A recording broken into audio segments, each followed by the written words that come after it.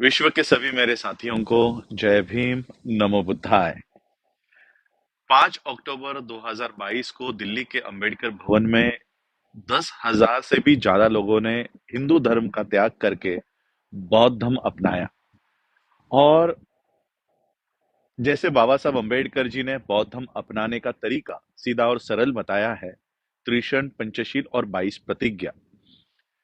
तो उस कार्यक्रम में भी जिन जिन लोगों ने बौद्ध धर्म अपनाने के लिए आवेदन फॉर्म भरे थे, बुद्धिस्ट सोसाइटी ऑफ इंडिया के लिए रिक्वेस्ट फॉर्म भरे थे, उन सभी को 22 प्रतिज्ञा वहां पर दी गई। 22 प्रतिज्ञा देने के बाद ऑब्वियसली लाइव चल रहे थे, वीडियो रिकॉर्ड हो रहे थे, सभी चैनल्स पे दिखाए, बहुजन चैनल्स पे दिखाए जा रहे थे। इससे व्यथित होकर तिवारी, मनीष तिवारी, ब्राह्मणों ने इसमें कई सारे इसको भारत में मुद्दा बना दिया। क्योंकि वो कार्यक्रम करके मैं सीधा ऑस्ट्रेलिया मेलबोर्न आ गया, क्योंकि मेरे सारे 2-3 महीने के प्रोग्राम्स सारे के सारे डिजाइन है। तो मैं यहाँ आया, यहाँ आने के बाद पता चला कि वहां के ब्राह्मणों को हमारे बौद्ध धर्म दीक्षा लेने पर आक्षेप है। मैं आज ये वीडियो खास करके मेरे हिंदू भाइयों के लिए बता रहा हूँ, हिंदू समाज के लोगों को बता रहा हूँ। बुद्धिज्म एक कल्चर है। अगर उस बुद्धिज्म में आपको आना है तो आपके प्रीवियस फेथ, आपके पहले के जो आपकी जो आचरण है उसको छोड़कर आपको बौद्ध धर्म में आना पड़ता है। और इसलिए बाबा साहब अंबेडकर जी ने ये बात, 22 प्रतिज्ञाओं की बात सिर्फ भारत में नहीं, वर्ल्ड फेलोशिप ऑफ बुद्धिस्ट के मंच से बाबा साहब अंबेडकर ने ये बात कही है कि only Trisharan and Panchsheel is not enough. Bharat में बौद्ध होने के लिए आपको सिर्फ त्रिशरण पंचशील का ही अवलंब करके आप बौद्ध नहीं बन सकते, क्योंकि पिछले 2000 सालों में बौद्ध धर्म में बहुत कुछ ऐसा घुस गया है जिससे बौद्ध धर्म उसके रियल फॉर्मेट में, रियल इसमें नहीं है। इसलिए उसको पहले हमको बाहर निकालना होगा। तो किसी भी इंसान को अगर बौद्ध बनना है तो उसके पहले के रीति रिवाज से उसको बाहर आना पड़ता है। इसलिए पहले की जो 3 प्रतिज्ञा है कि मैं ब्रह्मा, विष्णु, महेश को नहीं मानता। अब मुझे बताओ, कोई भी हिंदू हो, कोई भी मुस्लिम हो, कोई क्रिश्चियन हो, कोई सिख हो, इसमें किस भगवान को गाली है? मैं ब्रह्मा, विष्णु और महेश को नहीं मानता। नहीं मानने में क्या किसी की गाली वहां पर आ रही है? किसी भगवान का अपमान हो रहा है? अगर और ये प्रतिज्ञा हम किसको दे रहे हैं? क्या घर घर जाके हिंदुओं को बोल रहे हैं हम आप मत मानो? हिंदू फोल्ड में आप लोग भगवानों को मानते हो, आप लोग मानो। लेकिन हिंदू फोल्ड से जो लोग बाहर आना चाहते हैं और बुद्धिज्म में आना चाहते हैं, उनके लिए ये अनिवार्य है कि वो किसी भी भगवान को, क्योंकि बुद्धिज्म में भगवान का कॉन्सेप्ट नहीं है। बुद्धिज्म में ना आत्मा है, ना पुनर्जन्म है, ना परमेश्वर है, ना ईश्वर है, कोई नहीं है। तो अगर आपको बौद्ध होना है तो आपको बाबा साहब ने दिए हुए साइंटिफिक तर्क के आधार पर जो 22 प्रतिज्ञा बाबा साहब का रिसर्च है, वो अपना कर ही, वो लेकर ही बौद्ध धर्म में आपको आना है। अब एक तरफ ये कहते हैं कि हिंदू विरोधी है, ये हमारी जो बौद्ध धर्म दीक्षा है ये हिंदू विरोधी है। अगर आपको हिंदुओं से इतना प्यार है, आप कई लोग कह रहे हैं कि हम आपके बौद्ध धर्म दीक्षा से व्यतीत हो गए हैं। मैं कहना चाहता हूं कि आपके इस तरह से 22 प्रतिज्ञा के ऊपर इस तरह से कीचड़ उछालने पर हम बौद्ध आपके ऊपर व्यतीत है। क्या हम अपना बौद्ध धर्म भारत में नहीं फैला सकते, जो बाबा साहब अम्बेडकर जी ने हमको 22 प्रतिज्ञा के साथ बौद्ध धर्म दिया है? कल 5 अक्टूबर 2022 को इनका कहना है कि किसी पार्टी का मंत्री वहां पर क्यों है। अब मुझे पता नहीं कि इन ब्राह्मणों की असली दिक्कत क्या है, हमारे 22 प्रतिज्ञाओं से है या कोई मंत्री उस मंच पर खड़ा होकर 22 प्रतिज्ञा ले रहा है उनसे है। अगर उनकी तकलीफ एक मंत्री के उस कार्यक्रम में शामिल होने की है तो मैं आपको वीडियो देता हूं। 5 अक्टूबर 2022 को देवेंद्र फडणवीस, महाराष्ट्र के उप चीफ मिनिस्टर ही कह लो, क्योंकि जो चीफ मिनिस्टर बिठाया है वो तो कठपुतली है। असली चीफ मिनिस्टर तो देवेंद्र फडणवीस है। सेंटर के मिनिस्टर नितिन गडकरी, ये दोनों भी दीक्षा भूमि के स्टेज से बाबा साहब के 22 प्रतिज्ञाओं का वो उल्लेख कर रहे हैं। तो अगर राजेंद्र पाल गौतम के ऊपर अगर कार्रवाई की मांग आप कर रहे हो, तो नितिन गडकरी की कार्रवाई की भी मांग आपको करनी चाहिए, देवेंद्र फडणवीस की भी कार्रवाई की मांग करनी चाहिए, और उसी के साथ देश का प्राइम मिनिस्टर जिसने कुछ ही दिन पहले अंबेडकर एंड मोदी नाम का बुक रिलीज किया है, उन्हीं बाबा साहब अंबेडकर ने 22 प्रतिज्ञा दी है। तो 22 प्रतिज्ञाओं के साथ बाबा साहब अंबेडकर और मोदी की तुलना आप कर रहे हो, तो नरेंद्र मोदी के भी रेजिग्नेशन की मांग आपको करनी चाहिए, क्योंकि वो बाबा साहब के विचारों को प्रचार और प्रसार करने का दावा करते हैं। विदाउट 22 वोस आप बाबा साहब अंबेडकर जी को कैसे एक्सेप्ट करते हो, कैसे एक्सेप्ट करने वाले हो, हमें बताइए।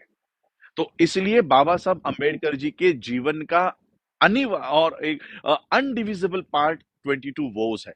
बाबा साहब अंबेडकर जी के जीवन से आप 22 प्रतिज्ञाओं को नहीं हटा सकते, मिटा सकते, और बाबा साहब ने यही क्राइटेरिया बौद्ध होने के लिए दिया है। मैं कहना चाहता हूं कि जो एफआईआर आप राजेंद्र पाल गौतम जी के ऊपर करवा रहे हो, एक एफआईआर राजरत्न अंबेडकर के ऊपर करवाओ, और ये बताओ कि इसने बौद्ध धर्म की दीक्षा दी है और भारत में गुनाह किया है। तब जाकर हम आपको विश्व के स्तर पर पकड़ेंगे कि भारत में बौद्ध धर्म का प्रचार और प्रसार करने पर आप हमारे ऊपर एफआईआर करवाते हो। तो जो योगी है, जो मोदी है, जो भारत के बाहर जाकर बुद्धा का गुणगान करते हैं, भारत में अभिधम्मा दिवस बनाते हैं, वर्ल्ड के बुद्धिस्ट मॉन्क्स को बुलाते हैं, हम उनके सामने जाकर कहेंगे कि भारत में हमें बौद्ध धर्म की दीक्षा देने पर अरेस्ट करवाते हैं। किस मुंह से आप भारत के बाहर जाओगे?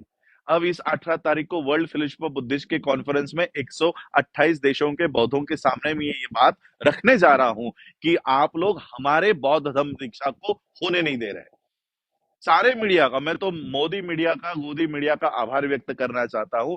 जो 22 प्रतिज्ञा हम लोग दिल्ली के मैदान पर ले रहे थे, आपने उसको देश और विदेशों में दिखाया, इसलिए गोदी मीडिया का बहुत बहुत आभार, बहुत बहुत आभार। और मैं शेड्यूल कास्ट के लोगों को कहना चाहता हूं, हमारे इंदर मेघवाल को मारा जाता है, पानी के घड़े को हाथ लगाने पर हम लोग 1 लाख की संख्या में राजस्थान में पहुंचते हैं।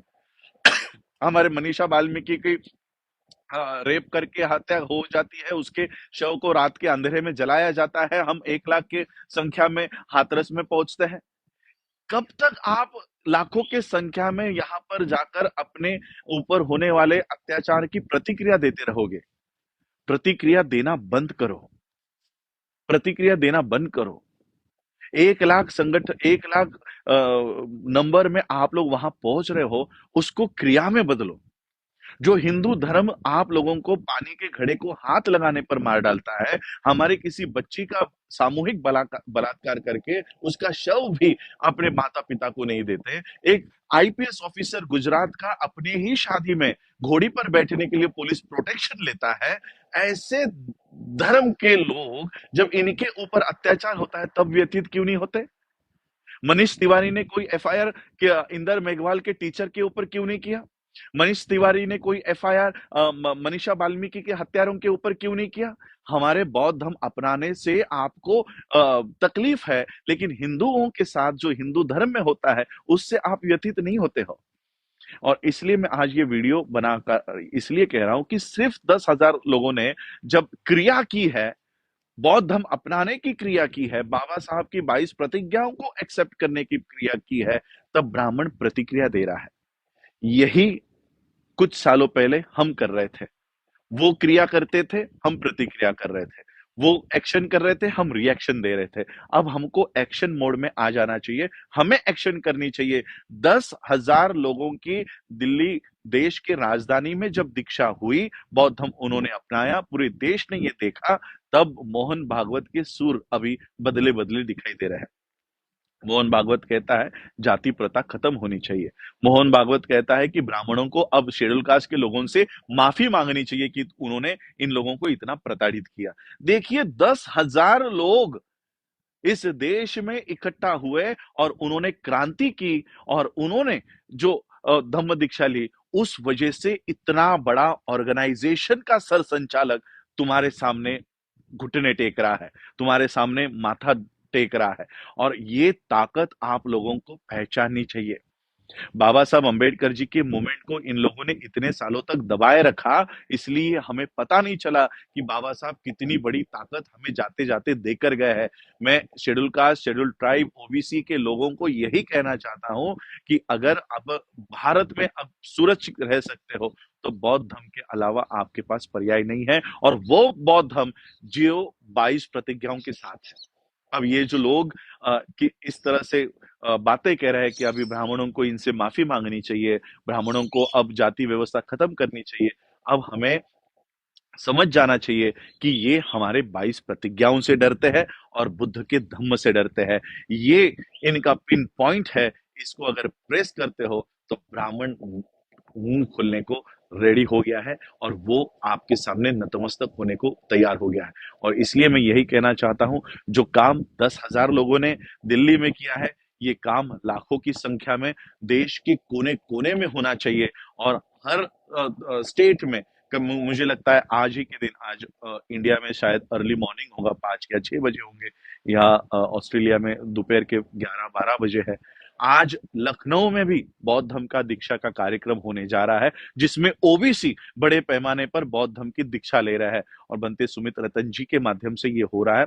उस कार्यक्रम में ज्यादा से ज्यादा लोग पहुंचे और बौद्ध धर्म को अपनाए, और वो भी 22 प्रतिज्ञाओं के साथ अपनाए। और इस जो व्यवस्था, जाति व्यवस्था का इतने जो हम लोग अत्याचार सह रहे हैं, इसे कहीं ना कहीं अब खत्म करना होगा। और ये खत्म सिर्फ और सिर्फ बौद्ध धर्म के माध्यम से हो सकता है। और इसलिए मैं आप लोगों को आज ये बताने आया हूं कि हमारे 10,000 लोगों ने अगर ये काम किया है, हम और इसका इफेक्ट जो है बढ़ाएंगे। और पूरे देश भर में भारत में वापस आने के बाद फिर से बौद्ध धर्म के दीक्षा का कार्यक्रम हर एक स्टेट में हम लोग ऑर्गेनाइज करके इसका 2025 का एक 10 करोड़ लोगों के साथ बौद्ध धर्म अपनाकर बौद्ध देशों के साथ मिलकर हम लोग अपनी व्यवस्था खुद बनाने का काम करेंगे। तो मैं आज यही कहने आया था कि मोहन भागवत जैसा आदमी, आज उसके सुर बदले हैं, ये केवल 10,000 लोगों के उस क्रांति की वजह से है।